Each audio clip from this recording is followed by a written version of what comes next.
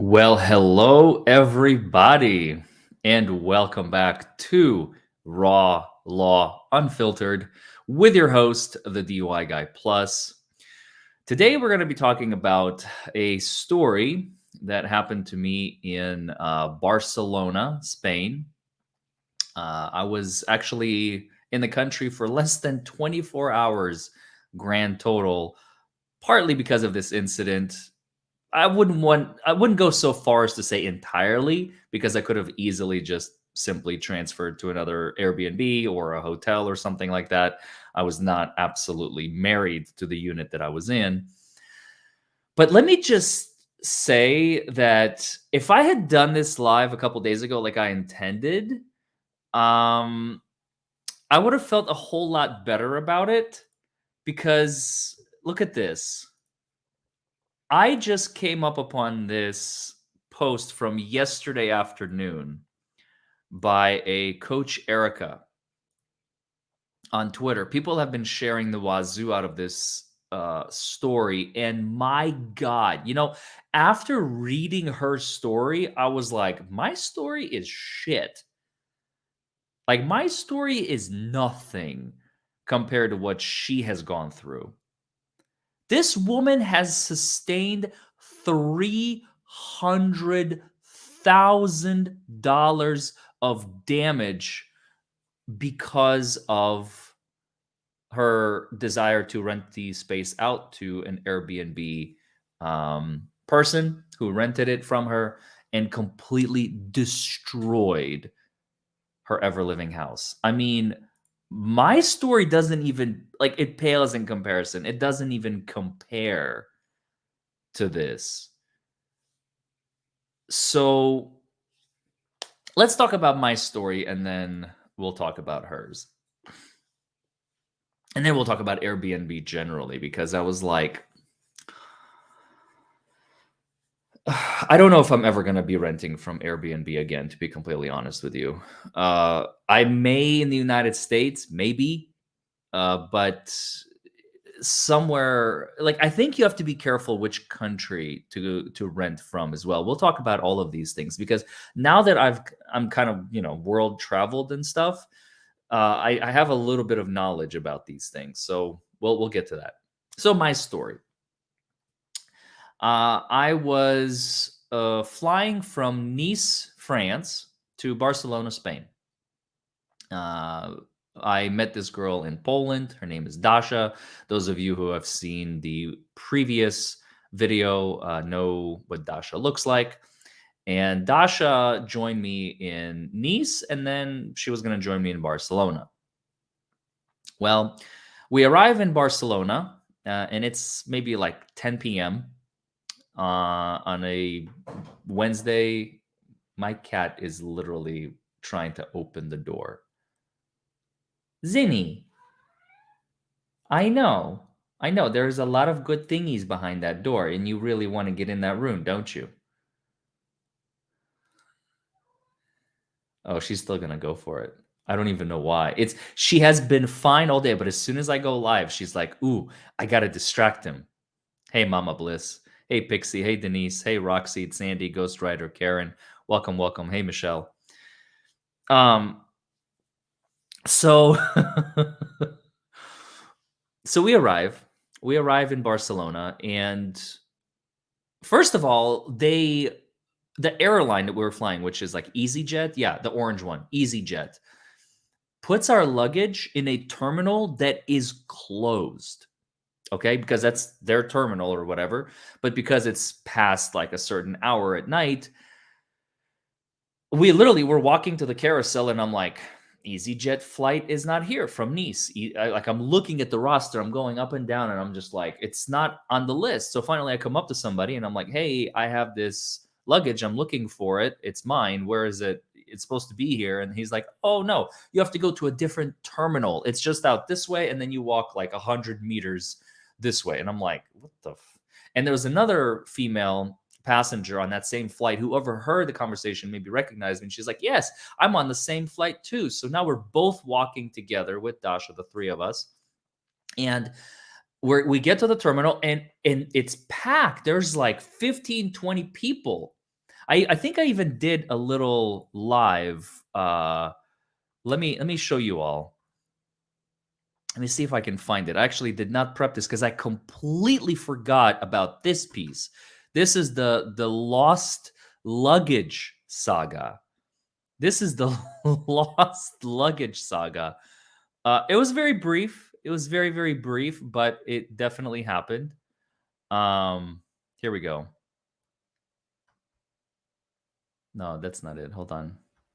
October 2nd. Yeah, there it is. There it is. Okay. Here you go. You ready?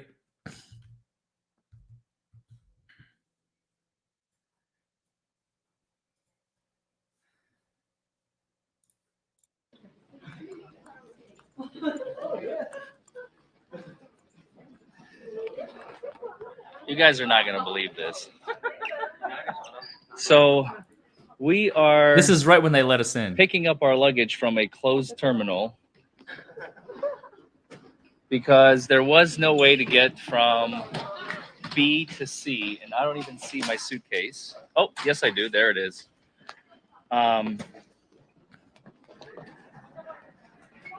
This is a closed terminal. They literally just let us in. Look, there's nobody because our there. luggage has been released in a shut down terminal. Look, my bag is literally just sitting on the carousel. The carousel is not even freaking moving. Look at this. I have never in my life have I had something happen like this to me before. I just arrived from Nice to Barcelona, and look at this. There's not a soul around. They literally just unlocked a closed terminal for us because our luggage was locked away in Terminal C, and we arrived in Terminal B. Thanks, Lynn. Muchas gracias. Thank you very much. I'm still gonna thank him. I'll be Gwen Frank Smith if you want me to. Oh, that dude was holding a sign with that name. I got my bag. That's all I care about. I'm happy. We didn't have to wait too long. I decided to go on Twitter Live because I figured this ordeal might take a little bit. So anyway, I'm going to sign off now. I have my bag. I'm going to go get an Uber, get some work done, get some sleep. Love you guys. Bye-bye. And I was so optimistic, that I was gonna get work done and it's gonna be a good time, and then I'm gonna go to sleep. Man, you know how optimistic you can be when you're like, oh, I'm just gonna, check into my Airbnb and everything is gonna be fantastic. So anyway, we get an Uber. And again, it's like every little thing, because I've been traveling to so many countries, you notice the little intricacies between countries, between people, between cultures. Like the Polish, I've noticed, are like very adamant to help you. Like they will grab your bag. Same with the Swiss. I mean, even the Belgians were kind of like that. The ones in Netherlands, the French are kind of hit or miss, but usually they're very, very helpful. The Israelis are extremely helpful. In Spain, it was like pulling teeth, man. Like every tiny little thing that I was like asking them to do. There was one Airbnb ride. It was actually from the unit. This is after the story, which I'll get to in a second. But I just want to segue to this because this is so relevant. The gentleman pulled up, and I have like two big suitcases and a backpack, and I'm just like, "Hey, can you help me?" And he just kind of looks at me like, "Do I have to?" Hi, baby. You want to come up here?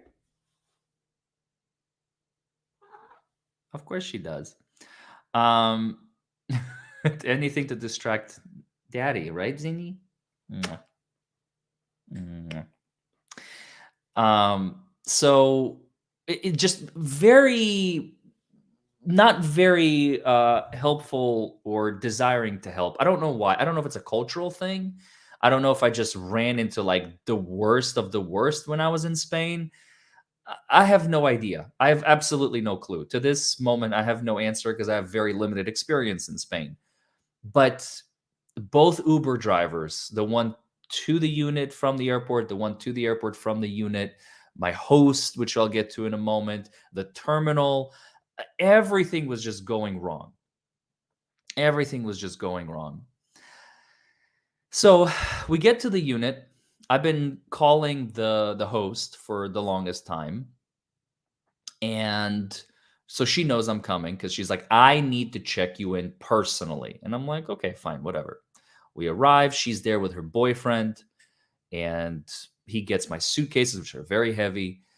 And this is where things start going already like a little bit wrong. Like everything is going great. She arrived, everything's great, no problems. And I'm like, yeah, can you listen? I can't, you have an, if you don't have an elevator taking my stuff, they're on the second floor, the unit's on the second floor. We go up to the second floor, and I'm like, I can't carry my suitcases. I have a bad back, which I do because I suffered a snowboarding accident like 15 years ago. So it's one of these things that I'm going to pay for as I get older, right? Um, I've already like strained myself one time carrying something heavy, and I'm like, I'm not doing it. I'm not risking my back just because you live on the second fucking floor. And she's like, "Oh, no problem. Everybody's got a bad back." I'm like, "Listen, lady, you don't understand. I'm just telling you. I'm not trying to be like an asshole here. I'm just telling you I have a bad back. So thank you and your boyfriend for like carrying my. Everybody's got a bad back." She responds again, and I'm like, "Yeah, I have a bad back too." She's like, and I'm like, "Okay, all right. This lady has zero empathy. That's really good to know." And little did I know it was about to get worse. So he carries my suitcases up to the second floor, and she starts showing us the place. She starts, if you shove your butt in my mouth, I swear to God, I will murder you. Not really, though.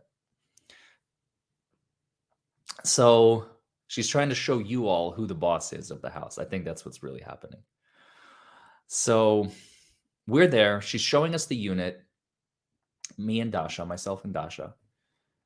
And she starts showing us how there's hot water. And I guess like hot water is not common in that area. And I'm like, already that red flag. So may not be the richest neighborhood, right? If hot water is not common. Then she shows us like the cabinets. She shows us where we're sleeping. I'm like, lady, I can look at this all myself. I don't need you to show me where the bed is in my head, of course. But then she's like, okay, well, I need to check you all in. I'm like, okay, no problem. Check us in, whatever. And she's like, I need your passports, and I need €2 and 50 or whatever it is per person per day, which is standard in European countries. It's like the city tax. And then she says, I also need 35 or whatever it was, €30, €35 as a late check-in fee. I'm sorry, what? Late check-in fee. So basically, I need €60 or €65 total from you right now. I'm like, okay, make a request on the app and I'll pay it to you like whenever. She's like, no, I need it now. Now? Like you can't wait? No, I need it now. I'm like, listen, lady, I have no problem paying the 250 per person per day. I know that's standard. It's not my first rodeo in European travels. I get it. I'll pay that, but the late check-in fee, no, I'm not paying that. I did not hear anything about it. You didn't say anything about it. I had no idea about it. And she's like, read the house rules. And I open up the house rules, and I'm sure it is fire. There it is. If you check in like after 10, it's like 30. If you check in after midnight, it's 50. €50. That's like $60 just because you arrived after midnight. Like it's a complete and utter joke. I'm like, listen, first of all, it's already past midnight, but because I arrived before midnight, she's cutting me a break on €20, right? I'm like, listen, I'm not paying that. I want to talk to Airbnb. I want to figure things out, but right now my brain is exhausted. I'm tired. Let's just do this in the morning. No, you pay now. And that's when my brain started realizing the situation that I'm in. I'm like, okay, well, this lady is being unreasonable. I'll just write out this waive, and eventually she'll give up, she'll leave, and we'll sort it out in the morning. Because come on, it's €60, €30, whatever.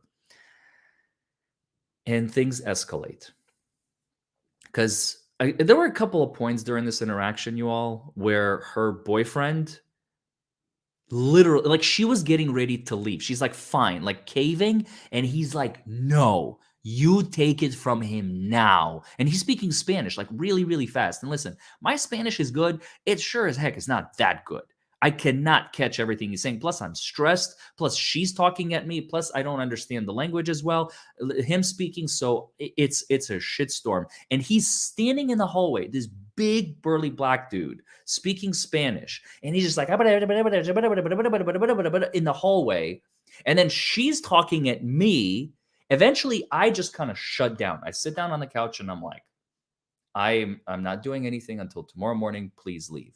And she's basically like, I'm not leaving. I am not going anywhere until you pay this money. And when I'm sitting there silently, she begins attacking me. Excuse me, sir. Sir, I'm talking to you, sir. Why are you so rude? Sir, sir, excuse me, sir, sir, I'm talking to you. And then she looks at Dasha. Why are you not saying anything? And she's like, look, Dasha is just sitting there. This is not my business. It's between you and him. I'm not getting involved. Smart move. Smart move. So now it's 2 against 1, unfortunately, realistically speaking. And so she just keeps coming at me. Sir, excuse me, sir. Finally, I'm like, listen, we're going to talk about, no, we are not talking about this in the morning. We're talking about this now. We're going to do this now. You're going to pay now. Da, da, da, da, da. At this point, I realize I don't know what's about to happen. I'm in a foreign country. She's asking me to pay a fee off the record, off the books. She wants cash. She will not accept it through Airbnb, which is a violation of Airbnb policy, as I found out. I'm like, okay, you know what? I'm going to record this interaction. So I pull my phone out and I start a Twitter live. Now, some of you in the chat, I know at least one of you, is has been in that live. So you know exactly what happened in that few minute interaction. And it was scary. I'm not going to lie you all. It was quite scary because I didn't know how it was going to play out. Like, is she going to kick me out? Am I going to just pay it? Like, at that point, it became a fight on principle. Because some of you may say, well, Larry, why don't you just pay it and call it a day? I could have. But at this point, this lady has been so unreasonable. I'm like, she doesn't deserve this money. She wants to steal money from me, and I'm not accepting it. I'm sorry. I want to go through Airbnb. I want to do it in the morning. And she's on principle herself. She's refusing to leave because she's like, he's gonna fuck me over, I guess. You know, usually it's like, look at the hat that burns on which head the hat burns on, right? And she's probably going to do this to somebody else. If she had the choice of to pay or not to pay, she would probably not pay. And she's thinking that's exactly, she's impugning it onto me. This is how he's going to act, right? So I got to take action now. And plus, he's still talking at her in the hallway. I'm like, oh my God. So I'm starting to record this. And she, as soon as I pull my phone out and I start recording her, she starts screaming, I do not consent to you recording me. I do not agree to this. You do not have my permission to record me. And she walks over to the wall and she turns the fucking lights off.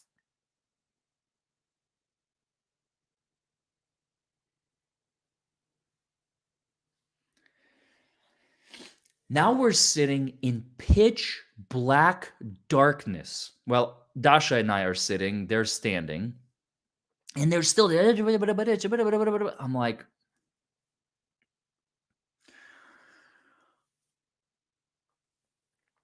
bro, now it's becoming dangerous. So I walk over because she turned the lights off, I guess, so she couldn't be seen on camera. So I turn the lights back on. I continue the Twitter live feed. She turns the lights back off. I turn the lights back on. She turns them back off. I turn them back on, I think for the 3rd time. And she says, okay, that's it. I am calling the police. And I'm like, okay, fine. And then as soon as I said that, I was like, I'm in the right, aren't I? Shit. She probably has them on payroll, doesn't she? And cops in these countries can just be bought. This is not America. All she has to do is just give them 30 euros for their troubles. Thank you for coming out. Because I did not see the interaction. They were in the hallway. I did not see when the police arrived, which we'll get to in a second. Because I'm like, at this point, you guys, when she says I'm calling the police, I'm like, fucking hell. What? Seriously? Like, first, I thought she was bluffing. It's at first I legitimately thought that she was bluffing because I'm like, dude, who's gonna call the cops on 60 fucking euro? We'll deal with it in the morning. But no, this woman, after I paid her $1,000 for using her unit for 1 week, she was squabbling over 30 bucks, 40 bucks. I couldn't believe it. I couldn't believe it. Like, how broke are you? Or how much of a mischievous liar and a thief are you that you can't let 30 bucks go? Or 60 bucks with which, by the way, the like I said, the per person per day, I was gonna pay that anyway. I know that's standard. Off the books, whatever. I don't give a shit. But you're gonna extract an additional 30 from me? No. That's not how we're gonna do business. Welcome, Candy Marie. Thank you for joining. Oh, we'll get to that, Angel. If I got my money back, we'll get to that. So I'm like, all right. I'm sitting there on the couch trying to figure out my options. And again, we continue the banter. I turned off my Twitter live and she's like, "You performed something illegal. This is a two party consent. I don't give you permission, da da da." And then Dasha said something like, "I think she's right." And now I'm even more worried. I'm like, in a different country, different laws, different rules. I'm like, I don't know what to do. I don't know what to do. But I keep, going back and forth with her. Now she's upset over and like everything is just, "I cannot believe that you recorded me. Da, da, da, da, da, da, and da, da, da, da, da. How dare you? I did not give you permission." And like everything is a drama scene with this woman. Like it's never ending. And again, I don't know if it was just her or if it's like the area I was in. I don't know.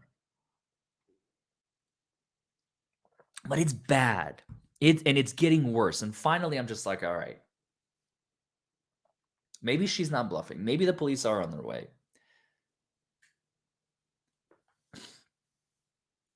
And said, "Okay, lady, listen, I'll give you your stinking money. Just let it." I'm like, I'm so tired and stressed at this point. I'm like, just leave us alone. Let me go to bed.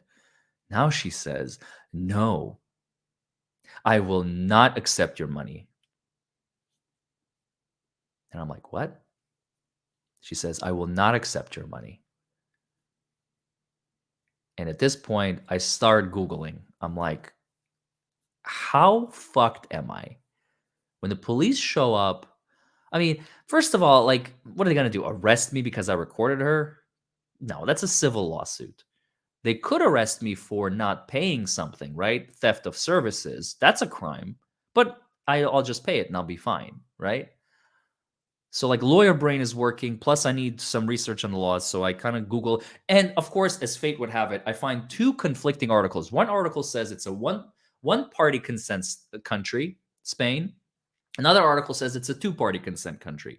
So one article says as long as one of the parties knows you're being recorded and it's okay. The other one says both parties have to consent to you being recorded. I'm like, you're not helping Google. You're really not helping me right now.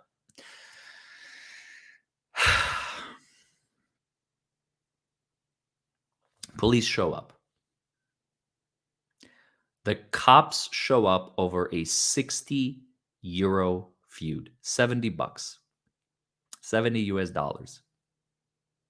If you're shoplifting from Walmart and you stole like $70 worth of merchandise, sure, I can see that. Thanks for being a member for 8 months, Summer Golden. Like, I can get that, but I rented the unit from you. I'm telling you, I'll sort it out in the morning, and you call the police? Like, this has to be a joke. Man and a woman show up, two cops. James, and I never got the other lady's name. Excuse me. James was cool. I told him the full story. And of course, leaving out the part that I recorded her. And I say, "Look, I'll just pay. Here's my freaking money." And he's like, "You're willing to pay?" I'm like, "I'm willing to pay." So he goes over to her. Now the police become an intermediary. I literally give the cash to the cops.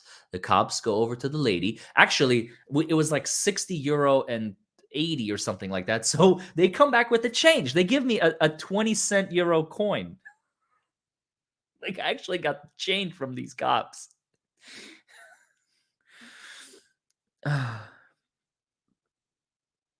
And they're getting ready to leave, and she's still throwing a fit, and she's throwing a fit, and she's upset, and she like, I swear, I think this woman, like, wants to extract and win on everything, right? It's not enough that she just got, like, her money. Now she wants on principle, "He recorded me, he broke the law." So the cops come back at me, and I'm like, "Now what? What do you want from me?" It's probably about the video, isn't it? And he's like, "Did you record a video of her?" And I'm like, yes, yes. And I deleted it. And I opened it up and I showed them me deleting it, literally, like on my phone. And then he's like, it's also deleted. And as soon as he says it's also deleted off the cloud or something like that, like there's no copies or anything, she notices that it's not a video like saved to your hard drive. She notices it was a Twitter live. And I swear to God, the drama, as finally as it was like right here, it is back to 100. That was a Twitter live? That was a live video? Are you crazy? A live video? What kind of crazy person is this? You are the most unreasonable. And just this spiral continues. And I'm literally sitting there on the couch, like everything is just the most dramatic scene for this woman. Can you imagine, like, just cooking rice with this woman and like peeling a banana the wrong way?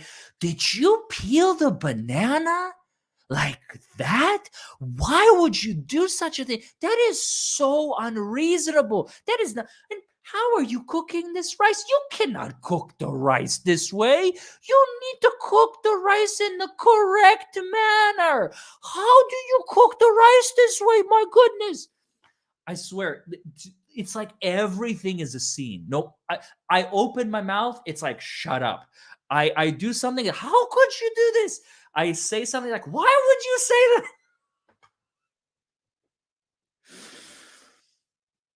And at this point, I'm just like, it's a party, Cops are here, and they're still not leaving because they're like, she wants to like probably press charges. She's like, please have him arrested. She probably wants me executed at this point, taken out back behind the chemical sheds and shoot him. You know what I'm saying?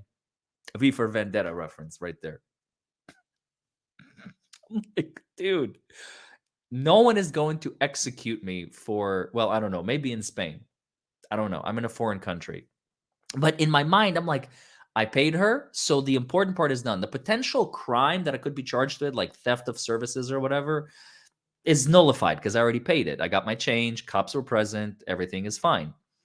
But now she is harping on the whole video. Like, people have seen this video, this is a problem, blah, blah, blah. And I'm like, I'm just sitting there. There's nothing I can do. I'm completely helpless. I'm at the mercy of the police, what they're gonna do. And James comes back and he's like, "Have a great day or have a great night or whatever." He. I can hear him in the hallway. He's just like, "Calmate," like, calm down, calm down. He's probably like, "You learned all your tricks of the trade from the Amber Heard and her stands, haven't you? Like, I know she's in Spain, so she's been kind of training you in the back, in the back scenes or whatever. Like, listen, Amber is not all that you think she is. Calmate, just calm your tits, fucking go to sleep, go home. It'll be fine. All right, in the morning, relax." And she finally leaves, but not before she records a video.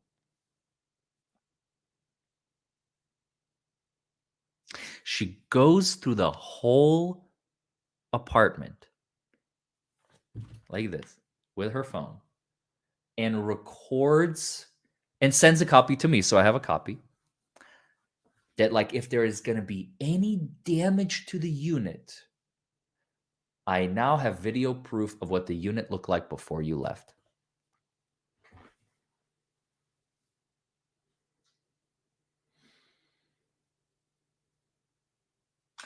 Tell me that doesn't tell you everything you need after you've already learned everything about this woman, how she scammed me, used the cops to do it. And now she is because she knows if the roles were reversed, oh, she would trash that place. because this fucker deserves it. He mistreated me. He did this and that to me. She literally said, I don't want you in this place because I don't trust you. That's what she said to me before she left. But I'll take the video, and that's good enough for me. She leaves, cops leave. I can't go to sleep. I am so stressed out. I don't go to sleep for like another 6 hours. It's literally like 6 o'clock in the morning at this point.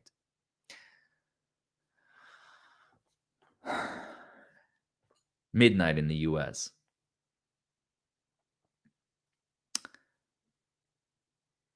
I'm like, look, I'm not avenging this bitch. She doesn't deserve it. But I'm so stressed I can't sleep.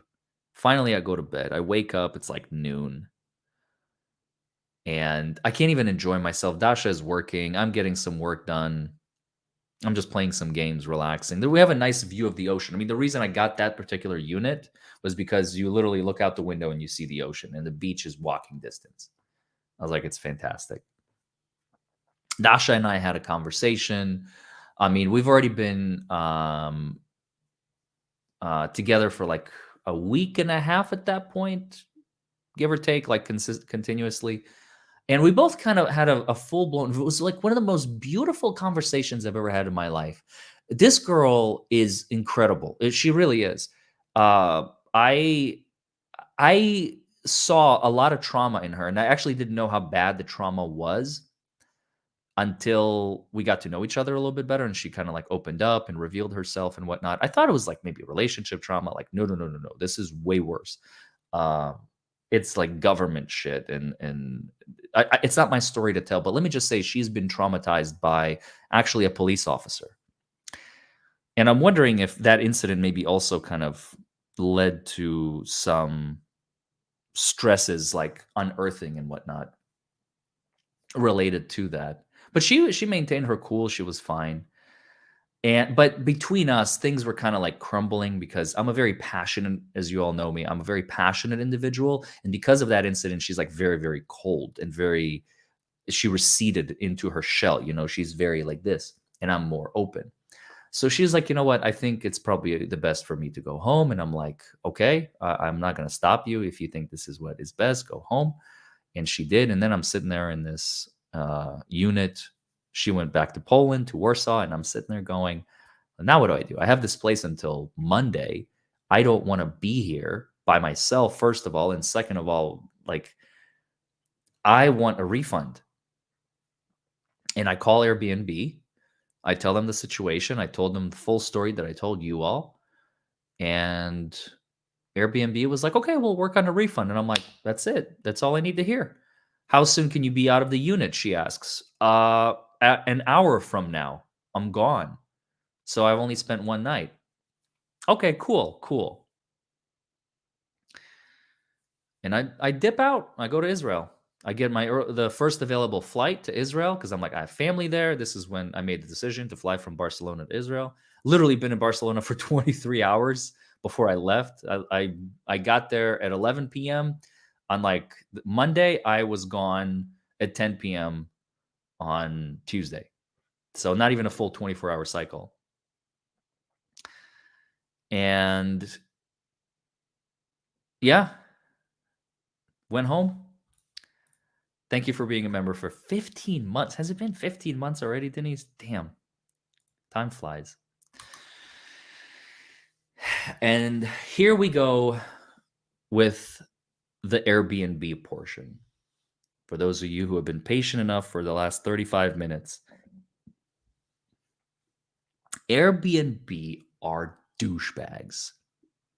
I'm just going to come out and say it, not just to me. They do not protect guests, and they do not protect hosts. They are like one of the worst organizations, turns out. And I learned the hard way. Because they started using every excuse in the book why they cannot help me. They started negotiating with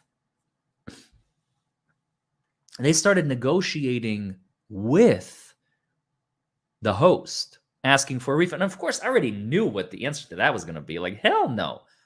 My policy or whatever policy she's got probably says, no refund under any circumstances. Even if you spend 1 minute there, once you paid, that's it. I have all your money. It's mine. Like even the place in Poland when I was staying at that Airbnb, the host was so gracious. She was like, I'm leaving 2 days before schedule, ahead of schedule. And she's like, look, if I'm able to put somebody in that unit in the next couple of days, I will give you a refund for the time you didn't spend there. And I'm like, that is no one, she didn't have to offer it. She just volunteered that because she wanted to. Like at one point, I didn't have electricity for a few hours because the neighbor next door, her other unit, overloaded the circuit and the circuit breaker broke. So they had to come in and fix it. I was without electricity. She stopped by with donuts. No offense to her. The donuts weren't really good, but I don't care. It was the gesture that counted. The fact that she stopped by, apologized, for the neighbors next door. They screwed it up the electricity, and I was without electricity because of them. She brought me donuts, man. She's like the coolest person on earth. Well, not this hostess in Spain. And basically they went back and forth, and just said there's nothing we could do. I said, well, still try to fix it. They're like, okay. And then they're like, oh, there's nothing we can do. I'm like, give me a refund. They're like, well, the host is not. Okay. I'm like, I don't care about the host. You give me a refund. And they said, no. I said, okay. You have until 5 p.m. today or else I'm going to go public with it. They're like, okay. 4:45, I got a message.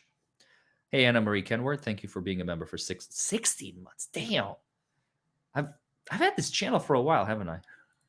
I forget.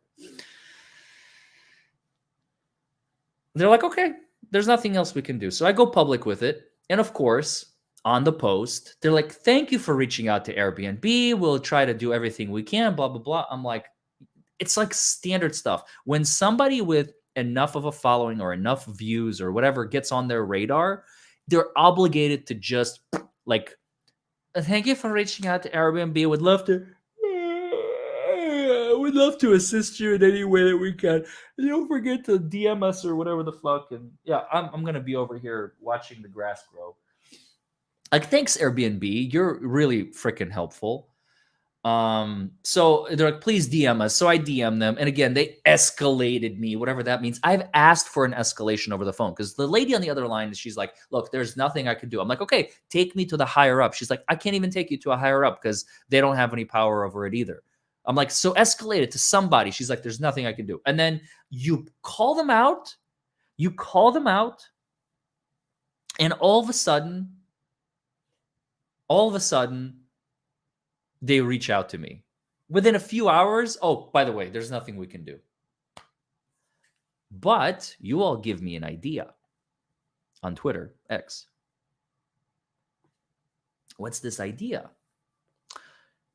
Something like, it's one of these things that I don't know how many times have I done a chargeback in my life? Once. This is number 2.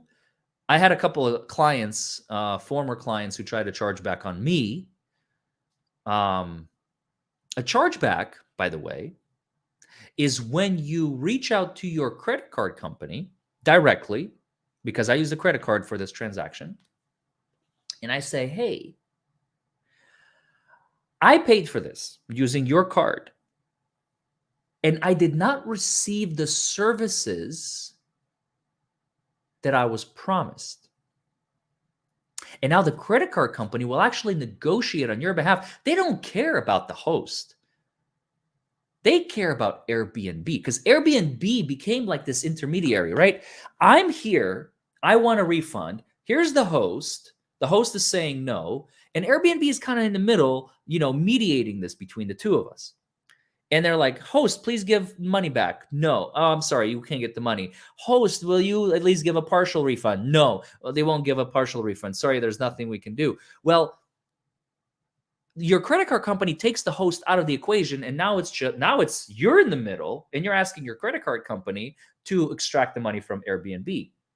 Or, I'm sorry, I guess you're on this end. Airbnb is now on this end, and now the credit card company is the intermediary between the two of you. That's more accurate. It's like, whoa. So I file a complaint. And of course, I ask for a full refund. The moment I do that, not a few hours even go by, Airbnb reaches back out to me and says, Hallelujah, Hallelujah, Hallelujah, Hallelujah, Hallelujah. We can give you a refund. Mm.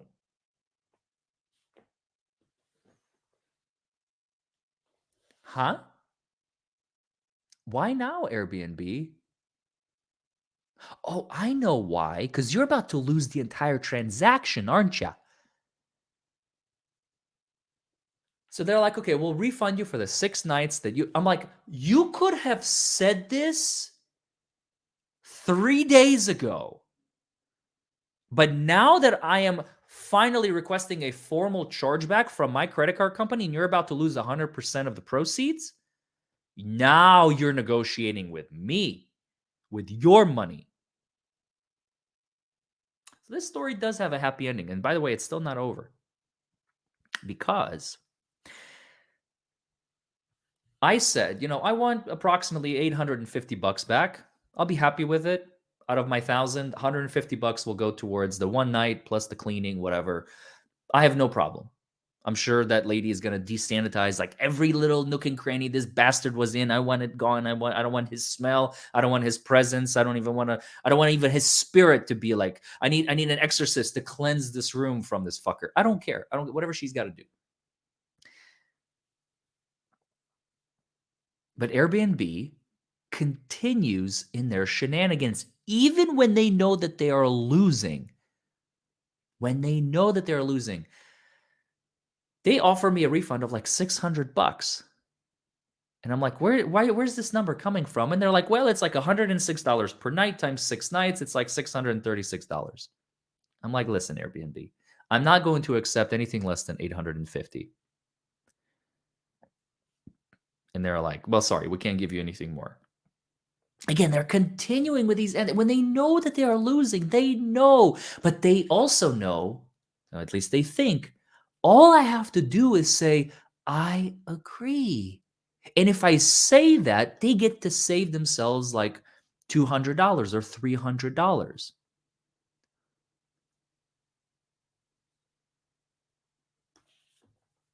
So I haven't agreed. I kept telling them I will not accept anything less than $850 at least. And they keep saying, no, I'm sorry, this is all we can give you. Okay, you can sort it out with my credit card company. Thank you, Chase, for fighting on my behalf. Because that's exactly what this program, a chargeback program, is implemented for. Never pay cash. And somebody in the chat asked, this site, sorry, I was reading a comment and now I'm going to be blushing. It's this comment right here. Stop being a horny fucking girl. Jesus Christ. No, I don't think they realize that, like, I guess a lot of people in that position are like, fine, give me my money back. Give me something. I don't care. I don't care. Just give me something. Because usually people need money now. I am doing okay for myself. I don't need that money like immediately. I can wait. You can hold on to it for another 3 months, which is the policy states that it takes up to 90 days to get things resolved. I don't care. Take your 90 months. Take your 90 months. Take as long as it takes. I want a refund. And this time I'm coming for the what movie is that from? I'm not coming for a percentage. I'm coming for the whole fucking house, Airbnb. Because the way that you tried to screw me, and I'm in a position of power. I'm very lucky. I have Chase on my side. I have the story. I have my ducks in a row. Now this story is memorialized in multiple different places. I even heard that some people have like snippets of that video recorded somewhere. I know somebody has a screenshot because I've seen somebody posted it and I was like, oh shit, there's that woman again. Oh God, I don't even want to think about her. She's going to be a thing of my nightmares now. But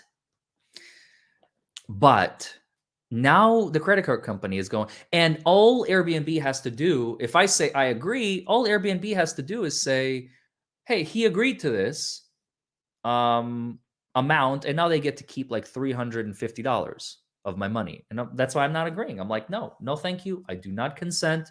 I'm not agreeing to your refund because they think, again, it started with zero.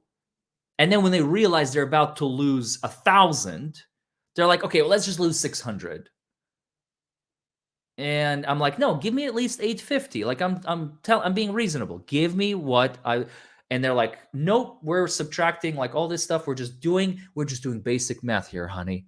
$106 times 6 nights. And I'm like, go fuck yourselves. We're not doing this shit. Sorry. Not sorry. You did this and now you want out. That's not how it works because now I'm in the position of strength. I now have the credit card company negotiating on my behalf, and we're going to continue and fight this all the way to the end, the bitter end. And at this point, I'm coming for the whole house because you don't deserve to keep a nickel from this transaction. I really wanted to deprive the host of this money because she's the one who really doesn't deserve it. Look, her karma is coming.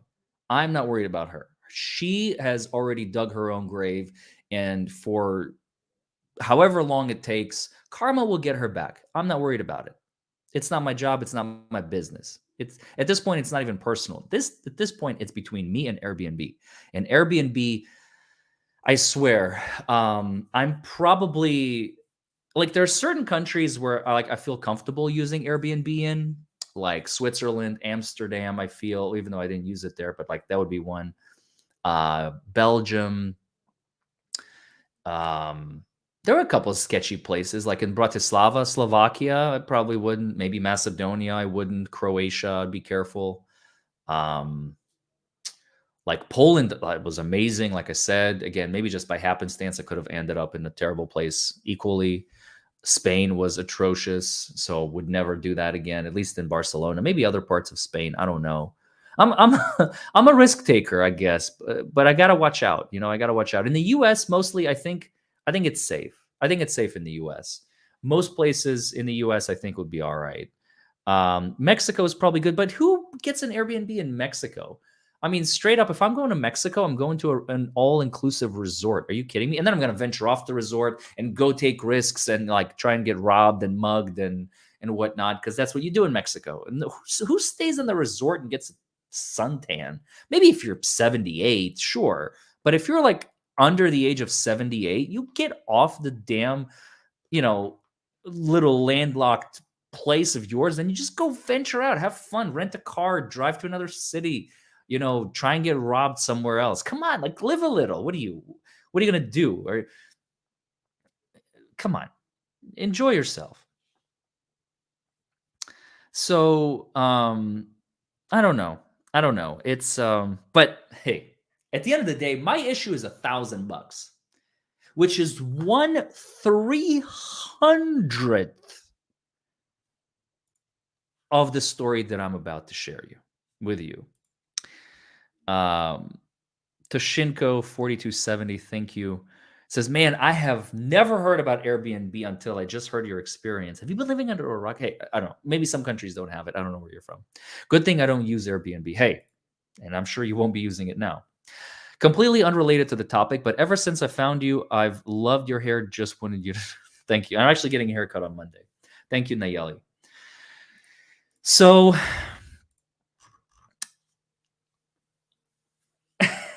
anyway, look, at the end of the day, this $1,000 ordeal for Airbnb, because of all this publicity, the negative publicity from me, from other people, from this video, from my tweets, I can't imagine how many hundreds of thousands of dollars in future business potentially they have lost just because of me alone. And with the story that I'm about to share you, I don't know how many tens of millions of dollars they lost in the long run because of this story. Check this out. So Coach Erica, we're not going to read all of her tweets. You're more than welcome to go um, on X slash formerly known as Twitter to check this out. But at the end of the day, I didn't hear about the young attorneys in Mexico. No, what happened to the young attorneys in Mexico, Tracy?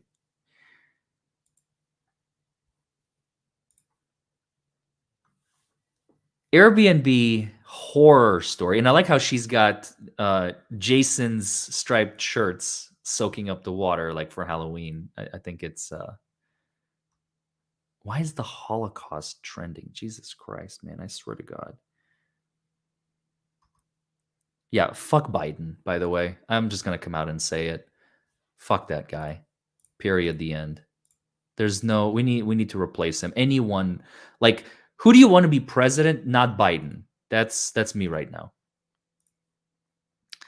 Anyway, so she ended up pregnant and homeless, not pregnant because of the Airbnb guests, but the way she worded it, she's like, I ended up pregnant and homeless because of some Airbnb guests. That's not exactly true.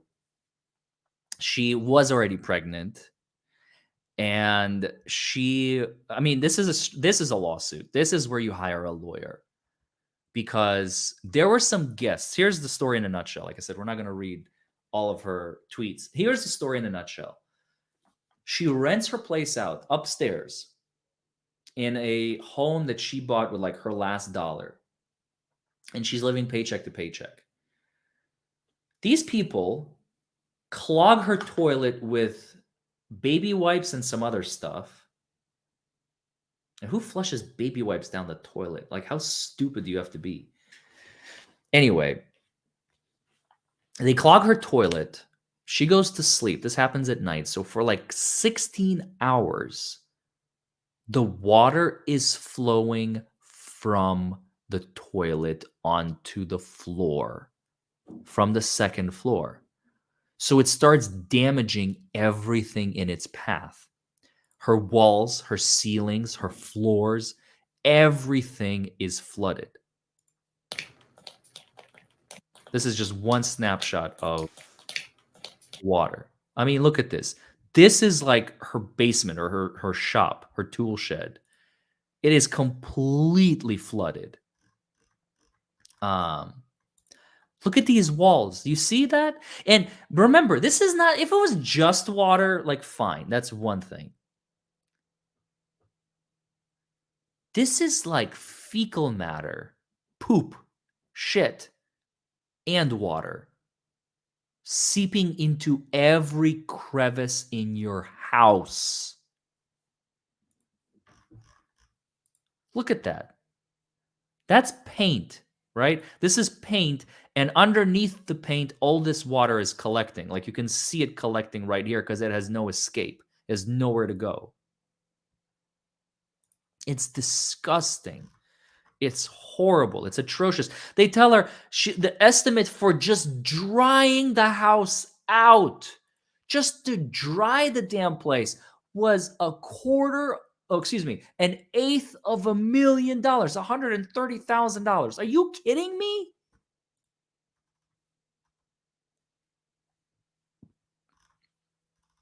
She has been emailing back and forth with them for days, possibly weeks. She had to move 3 times. It happened in June, I suppose. She says 2.5 months, July, August, September, October. It's been 4.5 months, so I'm not exactly sure. They offered her $31,000. Look at this. Final offer of $31,000. 10% of how much she's actually spent on this. Again, Airbnb is not in the business of maintaining a good reputation. Airbnb is in the business of scamming people and trying to save money. That's basically the bottom line of Airbnb's network. They don't care how much you lost. They just care about how much they're going to save.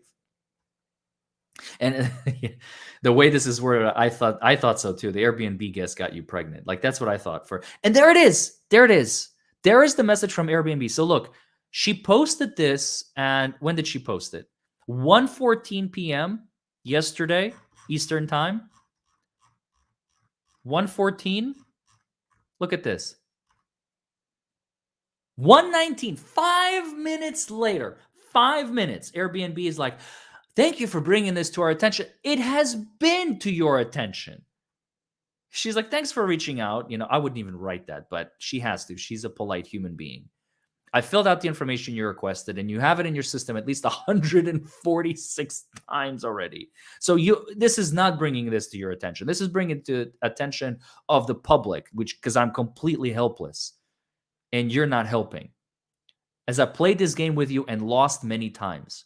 Sound familiar? I played this game with them and lost so many times. See, at least I had recourse. I have a credit card transaction, and I can dispute it with my credit card company saying I did not receive this service. And now Airbnb has to fight back. No. They did receive the service, and here's the proof, and here's the this, and here's the that. Well, we have a customer saying they didn't get this. And I have literally text messages between myself and Airbnb stating all of this. So I have all the proof that I need. She's got damage with estimates. Airbnb, in theory, they could hire their own insurance guy or girl and come in and say, hey, you know what? These damages are actually only blah, blah, blah amount of dollars or something like that. But to just over the phone be like, oh, we'll give you 30,000. It's a joke. It's an absolute joke. Am I frozen? It looks like I am frozen.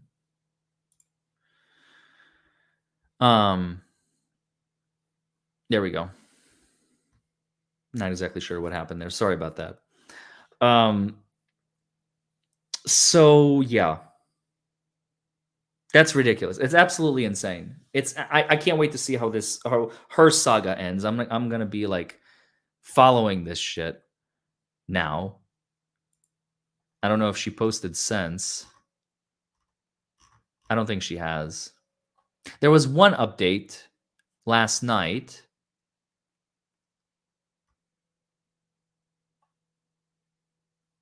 Newsweek published an article. Good for you, woman. Good for you. Now, this is going to suck for Airbnb even more.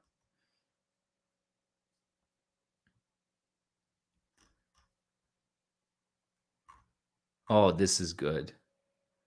It was posted today, a few hours ago. Yep, the media is catching fire. This is perfect. Good for her. That's exactly what she needs right now. But yeah, like I said, my story, when I saw that, I was like, my shit doesn't even begin to compare. Or what about that woman who was squatting in this very wealthy house in California and would not leave for like 15 months or something, 18 months? Like, she was there for like a year and a half, maybe even longer. That was a squatter again in California, and he couldn't do anything. He could not kick her out. Can you imagine? Can you imagine? And she was supposed to be paying, I don't know, that looks like a very expensive house. That would be like a $5,000 a month to rent if you were doing monthly. If she's doing daily, or when she moved in there, it would probably be like a $10,000 a month easily. She probably owes this man like $200,000, $300,000. And apparently you can't do anything about it. You can't call the police and say, this is my property, get out. Like, how insane is that? You can't. And if you try to like break into your own home, what is she going to do? File criminal charges against you for breaking and entering? Just scream rape? Like, I don't know. What do you do at that point? How do you get your property back? It's insanity. Airbnb have completely lost it. A squatter is an individual who comes into your home without lawful permission. It may be lawful in the beginning, like they rented from you, they filed everything, but then like, okay, it's time to leave, and they're like, nah, I'm staying. At that moment, they become a squatter. Or if they come into a building and they're like, it looks abandoned or whatever, but somebody actually lives there, and now they refuse to leave, they're a squatter. So not necessarily homeless. You could have a home, but choose to squat in someone else's home. That's called a squatter.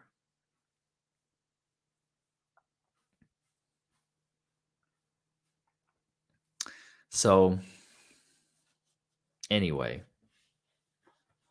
like I said, my situation pales in comparison to what this poor woman has had to go through. I almost didn't even want to make this video because I was like, but it's my story, and my story is my story. So obviously, I'm going to share it. And at the end of the day, it still sucks no matter what. And the publicity should be there. The public needs to know how terrible Airbnb is. There's another company called Verbo, VRBO. They're kind of like Airbnb. I think they're their number one competitor. Um, I stayed at a lot of hotels. Some Airbnbs are like more expensive than hotels now, even like not such so good ones. You know where they get you, by the way? I swear to God, I have seen this. It'll be like you look at a place and it's like, oh, that's really reasonable. I want to stay just a couple nights. I don't need too long. Like let's say when I was in Monaco, probably bad example. Monaco, Nice are like super expensive, but still, it wasn't just there. It was like I think we saw some of that, Artur and I, when we were in Switzerland. It's like it's a really reasonable place. It's like 100 euros a day. Sweet, let's do it. We just need to stay for one day, right? 100 euros. That's fantastic. We click on it. Okay, reserve place. Total cost $350. How did $100 morph into 350? Cleaning fee, Airbnb fee. You just tripled and a half the price. Like the cleaning fee by itself was like 150 euro. Are you kidding me? It's going to take you 5 seconds to clean up after we leave, especially after one day. Some of these places have completely lost their freaking minds. We're not even staying in a mansion. We're staying in a tiny little apartment with like, some of them didn't even have a kitchen or a bathroom. They were in the hallway. It's wild. It is wild. So I think that Airbnb really needs to fix how they approach things and give both hosts and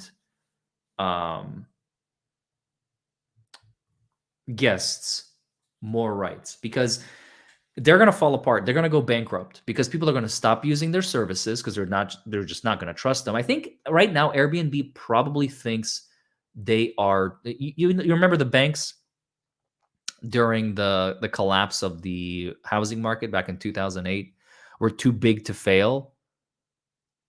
Well, guess what? They fucking failed.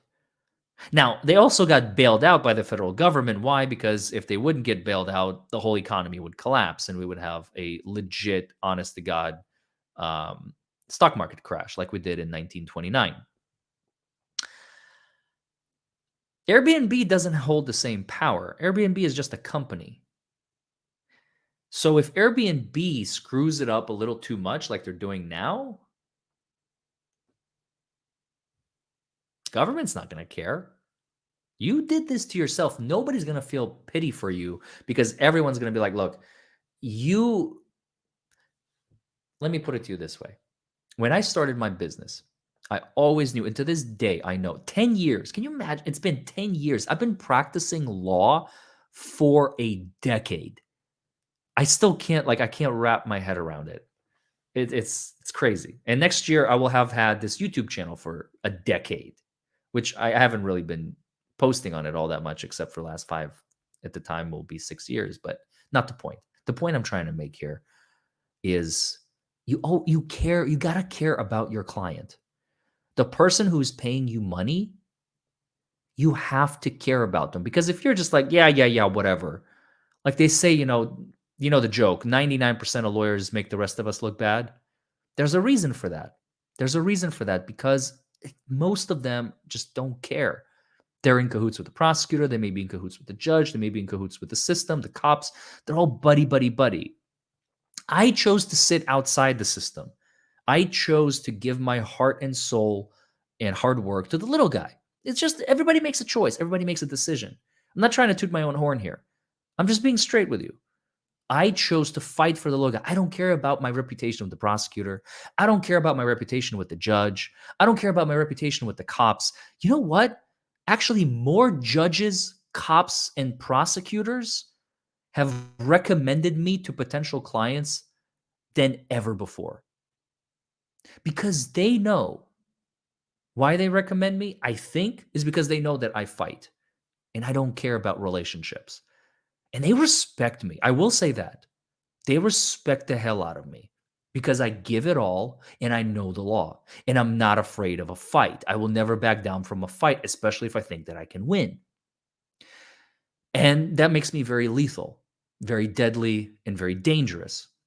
But also, they know that I'm a very reasonable guy because I will not sink a ship if I know that I'm the captain who has to go down with it. So that makes me even more dangerous because they understand that I will not risk needless situations. So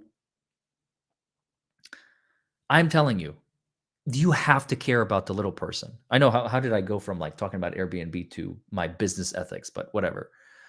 You have to care about your client. Your client is your most important piece.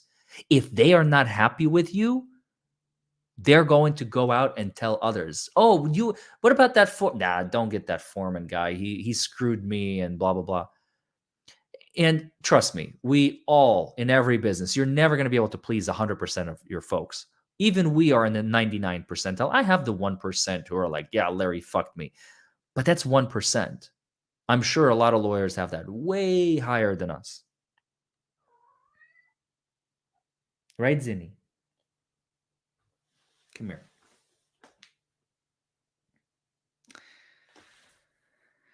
So there was a prosecutor who said to a jury, by the way, in the middle of trial, the best lawyer money can buy, because something happened that was completely unanticipated. Medical records were going to come in, and you smell like shit, girl. Did you just take a poop?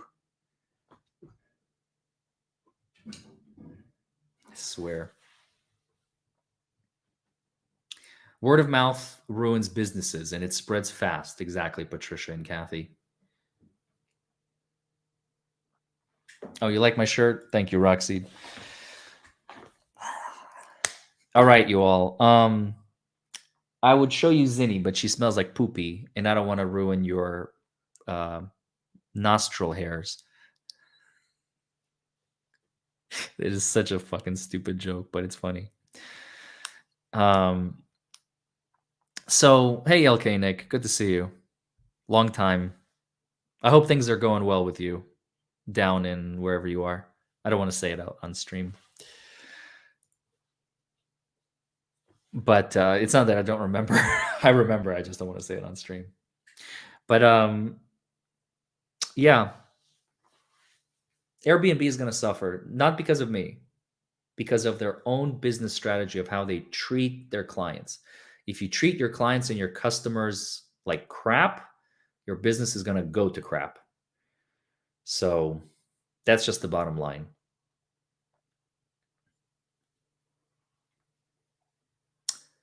So, yep. I hope you all, she did just take a poopy. I can hear the cat litter box turning. Thank you all for joining me. I hope you all learned something. I hope you all had some laughs. I hope you had fun. Sorry I didn't stream. I was supposed to stream it on Wednesday and I kept bumping it to then yesterday, now today.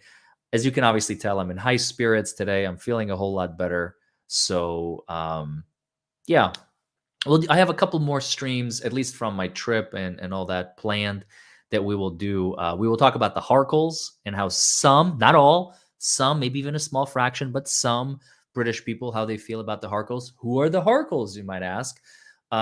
It's Harry and Meghan Markle. Prince Harry and Meghan Markle. So we'll talk about that.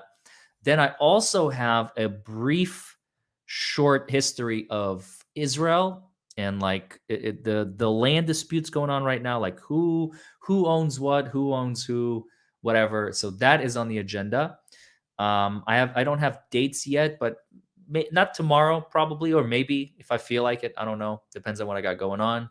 But definitely Sunday or coming up this week for sure. So thank you all. Don't forget to like this video, comment below, subscribe to the channel. I love every single one of you. Mwah. Ciao, ciao. Bye, everybody.